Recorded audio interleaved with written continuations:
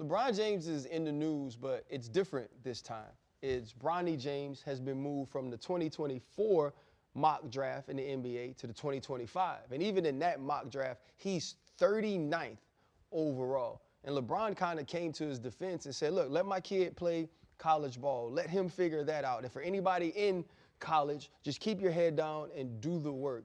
What did you sort of think when you saw that? Hit dog or holler. It comes with the territory. LeBron James is compensated very well for his basketball ability. My thoughts, the second best basketball player I ever watched in my life behind MJ. But you have that comes with it. You named him Bronny. Everybody knows that's your son.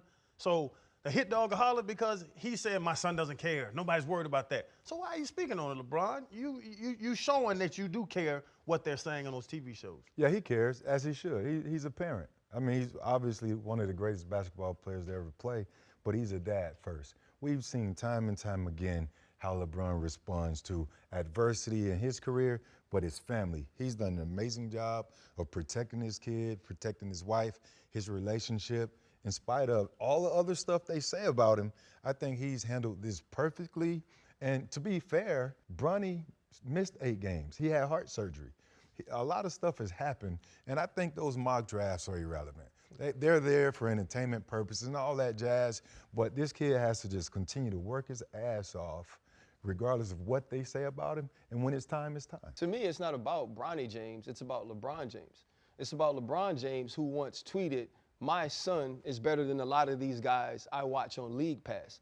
It's about LeBron James saying out loud, I want to play long enough to play with my son, which is a presumptive way to say I expect him to be in the NBA. The first person to ever talk about Bronny James in the NBA was LeBron James. And so you now can't, when the projections aren't what you want, the projections aren't what you thought, you can't now be upset. You can't now go on the defensive. You can't ask people whose jobs it is to project who will be drafted, to project when they'll be drafted, to not include your son if he has played well enough to be there. The problem is this. It wasn't top 10 in 2024. The problem is it wasn't what you'd hoped or what you'd expected.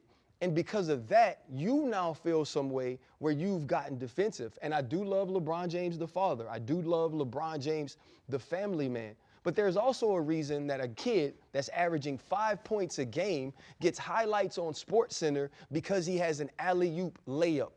It's because he is Bronny James. It's a reason why a high school kid who's not the top player in the country has a documentary on him. It's because he's Bronny James. And so all of this comes with the territory. I think the weirdest part or saddest part or most ironic part is that when this mock draft came out, it didn't come out as a bad thing. People were celebrating that Bronny James would one day be drafted.